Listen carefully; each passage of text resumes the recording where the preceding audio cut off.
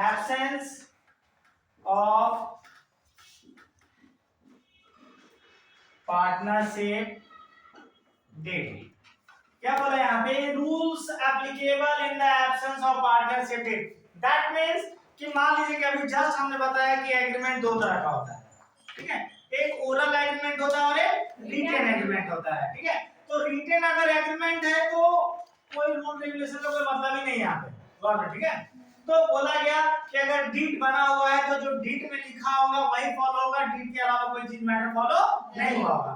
कभी कभी क्या होता है कि हड़बड़ में बहुत पार्टनर में आपस में फेज होता है, ठीक है। जैसे हम है, मेरा स्टूडेंट सुशांत है, मेरा स्टूडेंट अभिषेक है, हम लोग तीनों में घनिष्ठ संबंध है, ठीक है। हम लोग तीनों को मिलकर कोई बिजनेस स्टार्ट किए, बिजनेस में खूब प्रॉफिट होने लगा, ठीक है, खूब प्रॉफिट होने लगा, ज्यादा प्रॉफिट होने लगा, ठीक है। 2-3 साल तक तो हम लोग मैटर्स अपने में आपस में प्रॉफिट बांटते रहे, लेकिन बाद में थोड़ा सा अभिषेक को डाउट होने लगा कि जितना प्रॉफिट हो रहा है ना आधा तो सारे ले रहे हैं, नहीं गलत है, अब एग्रीमेंट चेंज कीजिए, ऐसा नहीं होगा। तो आपस में क्या हो गया, डिस्प्यूट हो गया। डिस्प्यूट होने का मतलब क्या हो गया, यहाँ पे मतभेद हो गया, क्योंकि एग्रीमेंट यहाँ पे तो है ही नहीं है, ठीक है। अब ज्यादा उसको गुस्सा बढ़ेगा तो वो कोर्ट में चला जाएगा, कोर्ट में जाकर केस करेगा, ठीक है। तो कोर्ट फिर हम लोग पे वो क्या अप्लाई करेगा, पार्टनरशिप एक्ट 1932।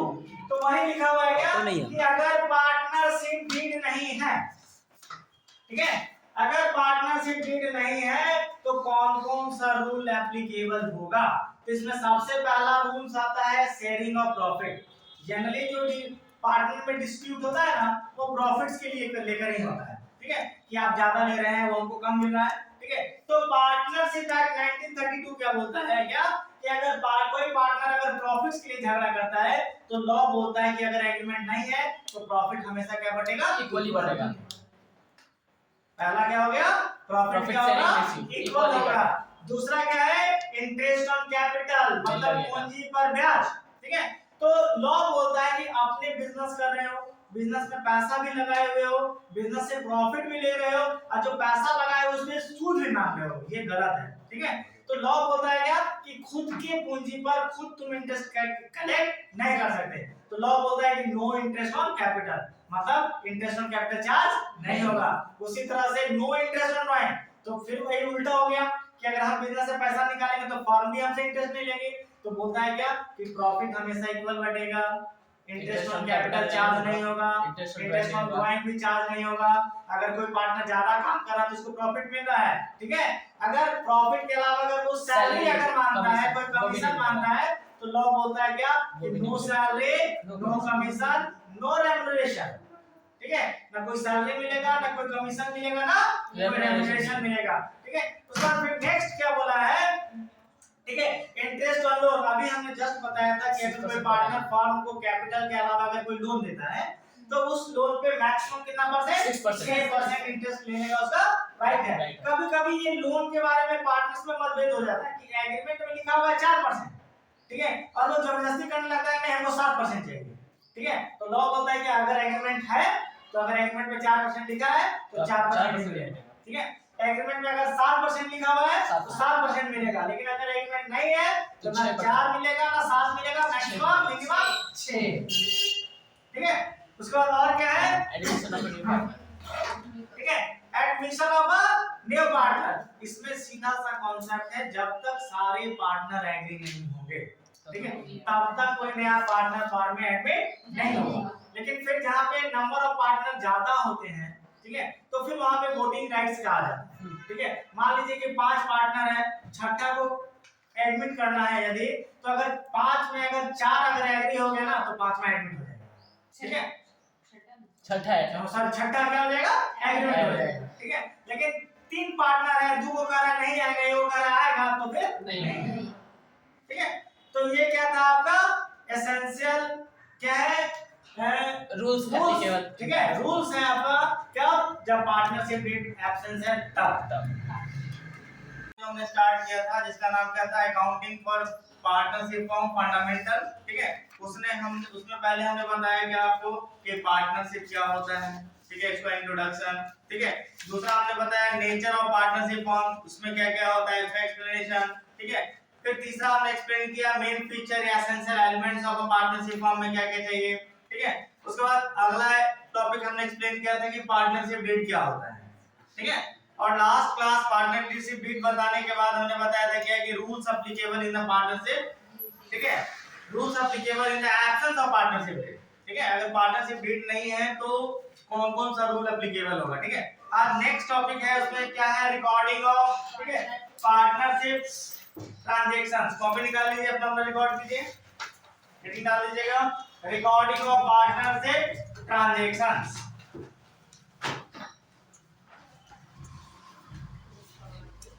ठीक है, रिकॉर्डिंग ऑफ पार्टनरशिप ट्रांजैक्शंस।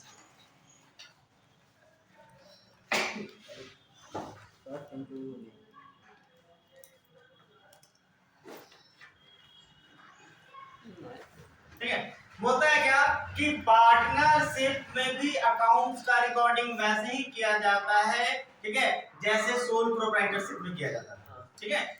वहां पे भी सारा book of account double entry system पे ही रिकॉर्ड किया जाता है, यहाँ पे भी उसका अकाउंटिंग रिकॉर्ड कैसे किया जाता है, डबल एंट्री सिस्टम में ही किया जाता है, कोई डिफरेंस नहीं है, ठीक है।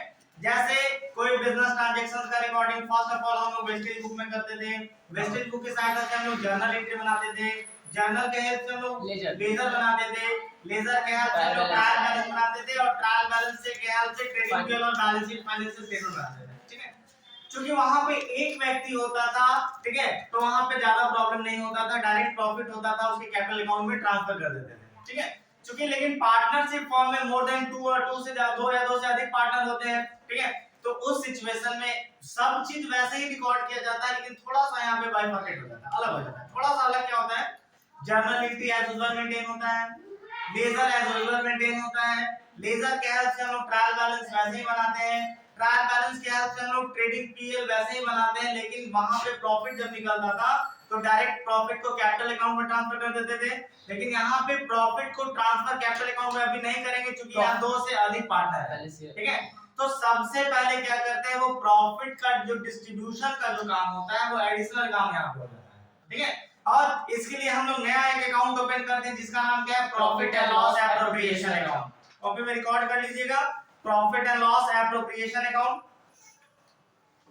ठीक है। अगला हेडिंग मार के लिख लीजिएगा profit and loss appropriation account. किसी भी बुक में ये आपको अवेलेबल होगा कि पीएल एप्रोप्रिएशंस क्या होता है, ऐसा कभी हम बताते हैं क्या होता है, लेकिन अगर इसका जहां तक बात है फॉर्मेट्स वगैरह का, तो किसी भी बुक में आपको फॉर्मेट्स इसका अवेलेबल हो जाएगा, ठीक है। पीएल एप्रोप्रिएशन अकाउंट क्या होता है, इसको कहा जाता है कि प्रॉफिट एंड लॉस अकाउंट में पार्टनर्स के बीच जो प्रॉफिट्स का जो डिस्ट्रीब्यूशन होता है वो सब कहां चार्ज किया जाता है, profit and loss appropriation account में, ठीक है।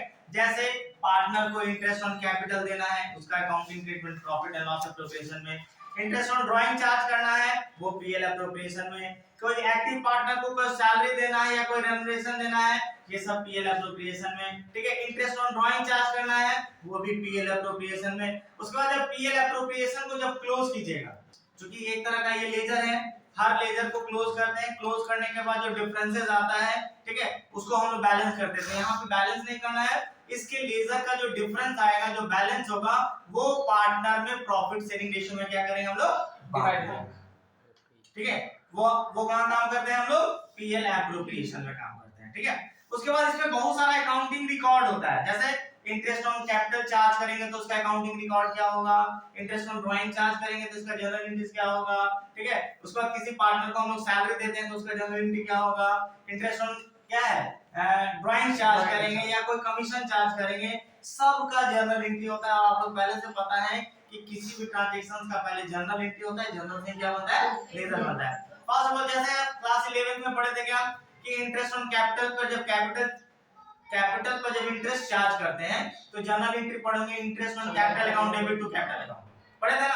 अब इसका नेक्स्ट स्टेप क्या होता है, वो इंटरेस्ट ऑन कैपिटल कहां ट्रांसफर हो जाता है, प्रॉफिट एंड लॉस एप्रोप्रिएशन में ट्रांसफर हो जाता है। तो पहला entry interest on capital to capital, और जब पीएल एप्रोप्रिएशन में ट्रांसफर कीजिएगा तो क्या हो जाएगा, PL appropriation account debit to interest on capital, ठीक है। उसी तरह से इंटरेस्ट ऑन ड्राइंग क्या जब चार्ज करते थे पहले तो drawing account debit to interest on drawing होता था, जब पीएल एप्रोप्रिएशन में चार्ज कीजिएगा तो जनरल एंट्री हो जाएगा PL appropriation account debit to interest on drawing, ठीक है। सबका ऐसे पहले चार्ज करेंगे फिर यहां ट्रांसफर करेंगे, ठीक है। सबका अकाउंटिंग रिकॉर्ड आपके बुक्स में दिया है, आप इसको रिकॉर्ड कर लीजिएगा।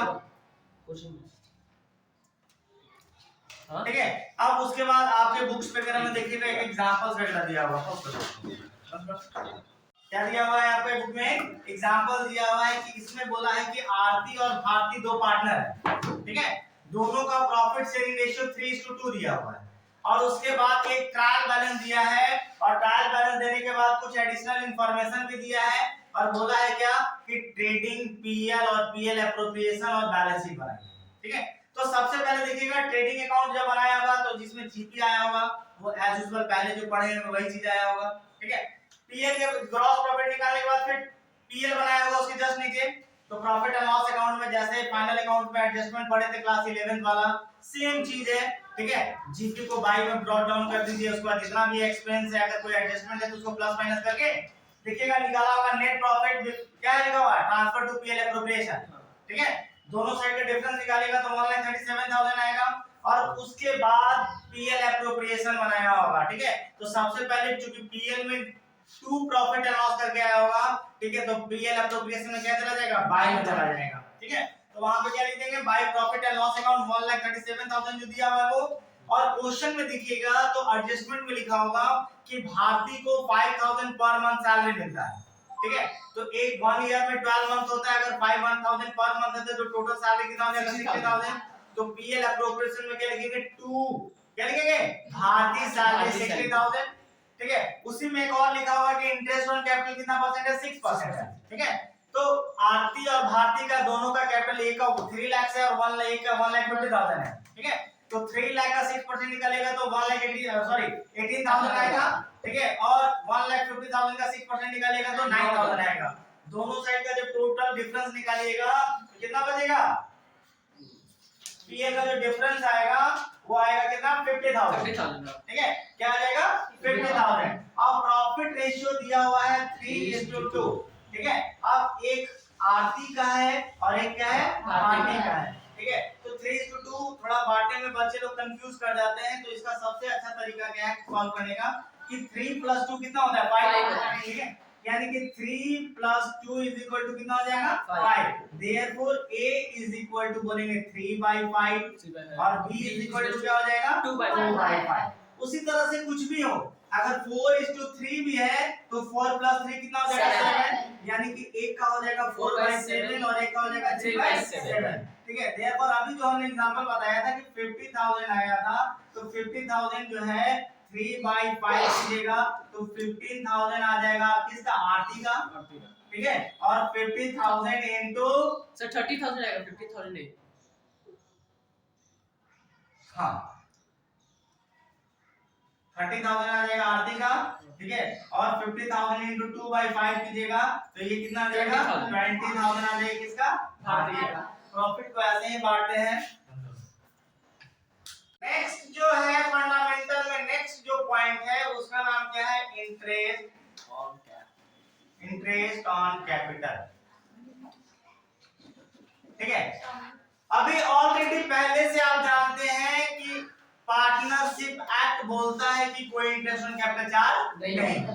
ठीक है, लेकिन अगर एग्रीमेंट में मेंशन है, अगर एग्रीमेंट में रिकॉर्डेड है कि इस पार्टनर्स को कैपिटल पर ब्याज मिलेगा, यानी कि इंटरेस्ट ऑन कैपिटल चार्ज किया जाएगा, तो इंटरेस्ट ऑन कैपिटल चार्ज करेंगे और किसके अकॉर्डिंगली करेंगे, तो टाइम के अनुसार और रेट ऑफ इंटरेस्ट के अनुसार। ठीक है, अब उसमें क्या होता है, इसमें बहुत सारा टॉपिक दिया रहता है कि फलाना दो व्यक्ति ने कोई बिजनेस स्टार्ट किया, ठीक है, उसमें पैसा लगाया, ठीक है, एडिशनल 6 महीने के बाद फिर कोई पार्टनर पैसा लगाया, ठीक है, उसके बाद at the end of the year बोलता है कैलकुलेट इंटरेस्ट ऑन कैपिटल। तो यहाँ पे ध्यान देना है क्या कि समय टाइम दम प्रॉपर मेंटेन करके ध्यान देना है और टाइम के अकॉर्डिंगली इंटरेस्ट निकालना है। ठीक है, सपोज दैट मान लीजिए कि एक एक्स नाम का व्यक्ति है और एक वाई नाम का व्यक्ति है। ठीक है, 1/4/2022 को बिजनेस स्टार्ट किया। ठीक है, एक ने 3 लाख कैपिटल लगाया और एक ने 2 लाख कैपिटल लगाया, 2 लाख लगाया। ठीक है, बिजनेस में और एडिशनल पैसा की आवश्यकता पड़ी। ठीक है, तो क्या किया, 1/10/2022 को, ठीक है, इसने 1 लाख रुपए और लगाया और इसने 1.5 लाख रुपए और लगाया, यानी कि टोटल हो गया एक का 4 4 लाख और एक का 3.5 लाख। 3.5 लाख। ठीक है, बोलता है क्या कि क्या नीचे लिखा हुआ है चार्ज इंटरेस्ट ऑन कैपिटल। ठीक है, तो इस प्रॉब्लम को सॉल्व करते हुए सबसे पहले x का जब निकालिएगा तो 1/4/2022 से लेकर, ठीक है, कब तक 1/10/2022 तक कितना पैसा रहा इसका 3 लाख। ठीक है, उसके बाद 1/10/2022 से लेकर 31/3/2023 तक इसका पैसा कितना रहा 4 लाख रहा।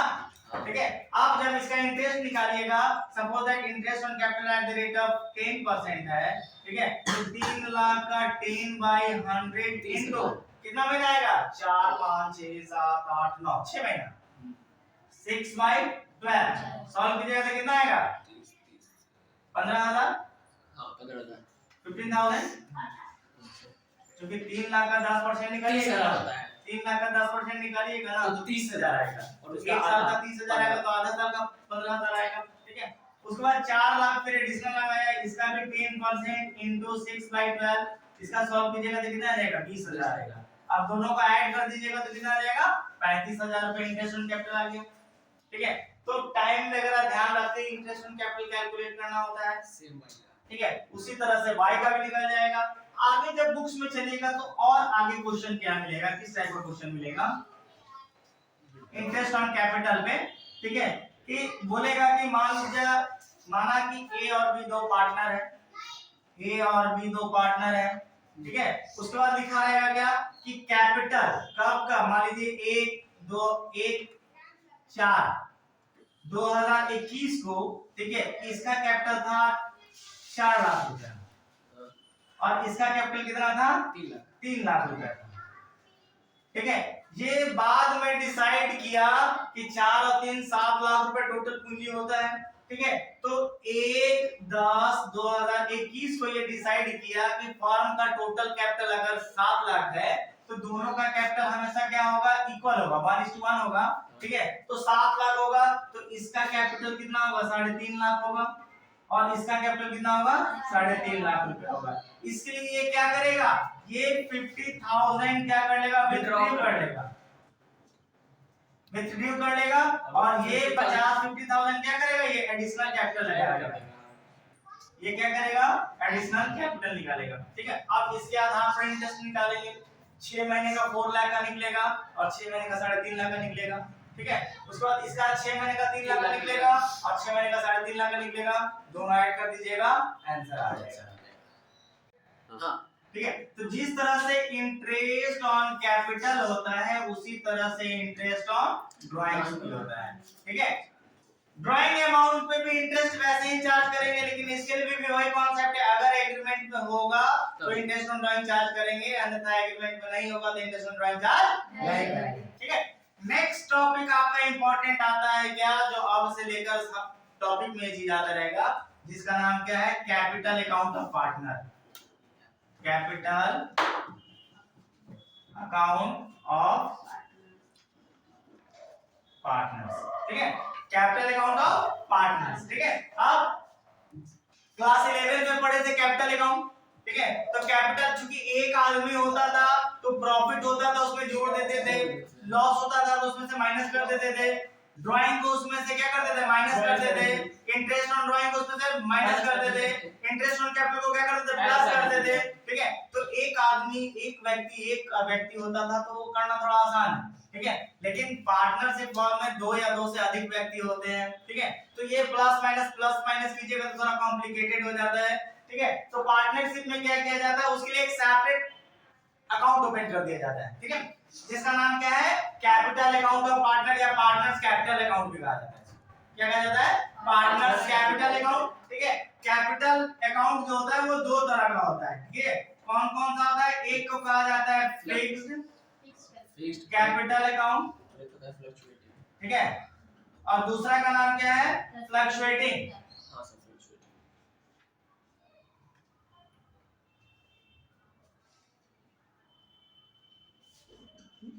Fluctuating capital account.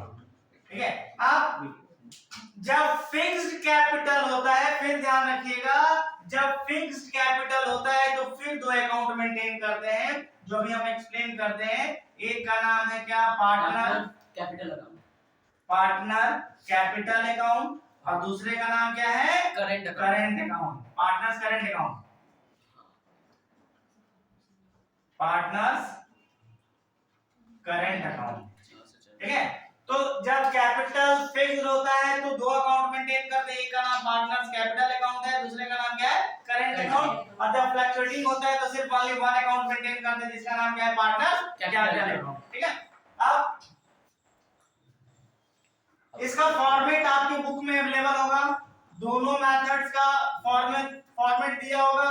एक फॉर्मेट पकड़ लीजिएगा, जब फिक्स्ड का तो फ्लक्चुएटिंग अपने आप हो जाएगा। ठीक है। जब फिक्स्ड का जब पढ़िएगा, देखिए जब फिक्स्ड कैपिटल अकाउंट होता है तो दो अकाउंट बनता है, एक का नाम क्या है, पार्टनर कैपिटल अकाउंट। ठीक है। अब इसका जो फॉर्मेट होता है वो लेजर की तरह होता है। मान लीजिए कि दो पार्टनर होगा तो यहाँ पे अमाउंट का कॉलम 2 होगा, तीन पार्टनर होगा तो अमाउंट का कॉलम कितना हो जाएगा, 3 हो जाएगा, फिर पार्टिकुलर्स हो जाएगा, फिर तीन पार्टनर्स का कॉलम हो जाएगा, और फिर पार्टिकुलर्स हो जाएगा। ठीक है। यहाँ पे होता है पार्टिकुलर्स, ये सब जानते हैं, चार कॉलम हो जाएगा। जैसे मान लीजिए क्या है, एक में ए है, एक में बी है, एक सी है, फिर पार्टिकुलर्स, फिर ए बी और सी। ठीक है। फिर उसी तरह से चूंकि एक लेजर है, इस साइड डेबिट साइड बोलते हैं और इस साइड क्रेडिट साइड बोलते हैं, वैसे ही टू और बाई का यहाँ पे भी यूज किया जाता है। तो ध्यान रखिएगा कि कैपिटल अकाउंट में सिर्फ और सिर्फ कैपिटल जाता है, कैपिटल के अलावा कुछ नहीं जाता है। ठीक है। अगर पहले का अगर कोई बैलेंस होगा, ठीक है, तो सबसे पहले कैपिटल का बैलेंस क्रेडिट होता है। ठीक है। तो by balance B by D, अगर कोई बैलेंस होगा तो वो जाएगा। ठीक है। अगर नया बिजनेस स्टार्ट करेगा तो बाई बैंक करके जाएगा, नया बिजनेस। जैसे मान लीजिए स्टार्ट किए तो cash account debit to capital होता है, तो कैपिटल अकाउंट में बाई कैश या बाई बैंक करके जाएगा ना। ठीक है। तो अगर नया बिजनेस होगा तो वो करके जाएगा, अगर एडिशनल कैपिटल लगाएगा तो वो भी बाई बैंक करके जाएगा। ठीक है। अगर कैपिटल को कम करेगा, घटाएगा, जैसे अभी एग्जांपल बताए थे कि दोनों का इक्वल करने के लिए 50,000 निकाल लिया था। ठीक है। अगर वो घटाएगा तो टू बैंक करके क्या हो जाएगा, यहाँ पे कैपिटल विथ ड्यू निकालेगा तो इधर आ जाएगा। ठीक है। नहीं तो लास्ट में क्या हो जाएगा, to balance C by D, उसके बाद इसको क्लोज कर देंगे। और ये हर साल बीडीसीडी होता रहेगा, इसके अलावा इसमें कोई इंफॉर्मेशन कोड नहीं करेंगे। सर कैपिटल विथड्रॉ और ड्राइंग में क्या अंतर है? पूंजी घटाना और एक होता है कि पूंजी, दोनों में अंतर होता है ना। पूंजी को घटा देना, ठीक है, तो वो परमानेंटली हो जाता है। ठीक है। और ड्राइंग का मतलब होता है कि बिजनेस में से अपने यूज के लिए निकाले, ठीक है, फिर पैसा अगर एक्स्ट्रा होगा तो डाल दिए। ठीक है। एक होता है कैपिटल को घटा देना, जैसे दो पार्टनर था, जैसे सपोज जैसे हम तुम पार्टनर है, हमने 4 लाख लगाया है, तुमने 3 लाख लगाया है। ठीक है। बाद में झगड़ा होने लगा, प्रॉफिट हम दोनों इक्वल बांटते हैं, नहीं तो दोनों का कैपिटल भी क्या होना चाहिए, इक्वल होना चाहिए। ठीक है। तो जैसे हमने बताया कि 4 और 3 7 लाख कैपिटल होगा, तो 3.5 लाख मेरा पूंजी होगा, 3.5 लाख तेरा पूंजी होगा। ठीक है। तो 3.5 लाख में से 50,000 तुम लाओगे और 50,000 हम अपना निकालेंगे, ये क्या लाएगा, कैपिटल घट जाएगा। और ड्राइंग जो किया जाता है ना, वो प्रॉफिट, अपने जो हिस्सा हर साल जो प्रॉफिट हो रहा है, जो आपका कैपिटल इंक्रीज करता जा रहा है ना, तो प्रॉफिट में से निकालना अपने पर्सनल यूज के लिए, वो ड्राइंग्स कहलाता है। ठीक है। उसके बाद दूसरा बनता है जिसका नाम क्या है, पार्टनर करंट अकाउंट। इसका भी फॉर्मेट वैसे ही है, उस पर 3 पार्टनर होगा तो 3 कॉलम, 2 पार्टनर होगा तो 2 कॉलम।